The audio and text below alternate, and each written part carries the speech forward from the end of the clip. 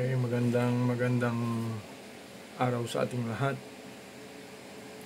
Dito sa ating panunuorin, ito ay involved sa Israel. Okay, sa gera sa Middle East ngayon.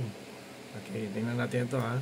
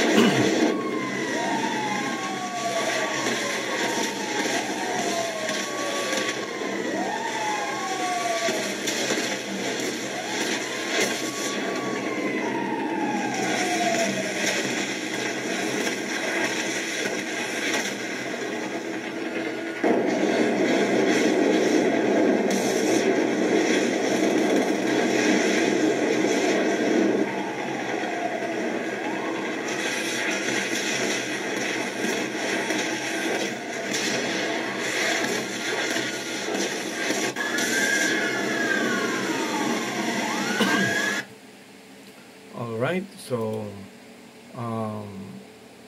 Israel in prophecy. Okay, ano ang nakasulat? Reviewin natin, ano? So dito, isa sa talagang sign ng end times ay ang bansang Israel. Kailangan natin itong bantayan mabuti, especially ngayon sa nangyayaring gera doon, especially with Iran. Alright, so sa Bible, isa sa mga sign ay yung tinatawag na regathering of Israel. At yan ay makikita sa Isaiah chapter 11 verse 11 to 12 at saka Ezekiel 37. Ay nangyari yan noong 1948 ang prophecy sa bisa ng Balfour Declaration noong 1917. Okay, at magkakaroon tayo ng ibang pag-aaral dyan sa history. Okay, at sinabi rin ng Panginoon na you will hear rumors of wars, Matthew 24 verse 6.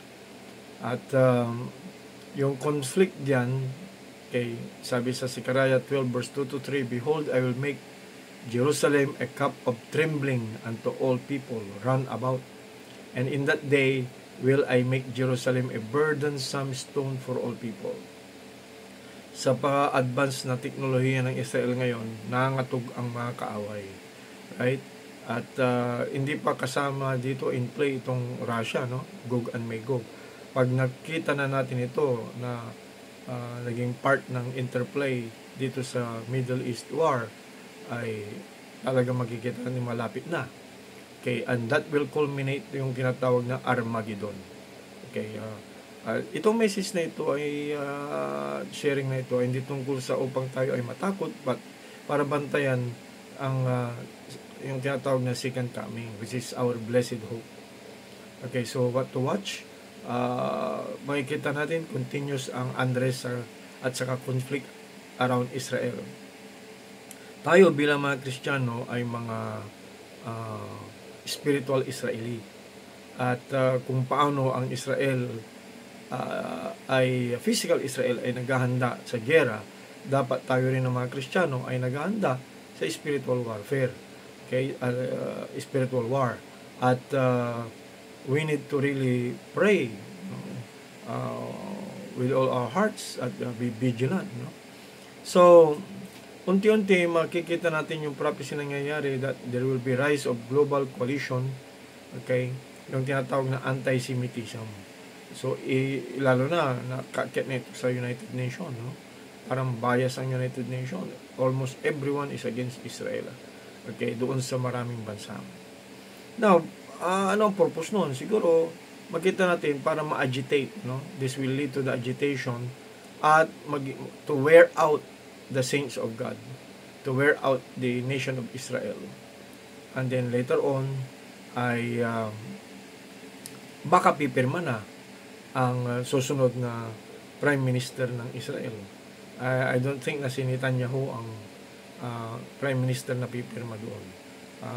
There might be another Prime Minister na makakalusot Okay, at masyadong diplomatic siguro, at baka siya yung pumirma in behalf of Israel sa peace treaty, which is we call it when they say peace and safety, then sudden destruction will come to them.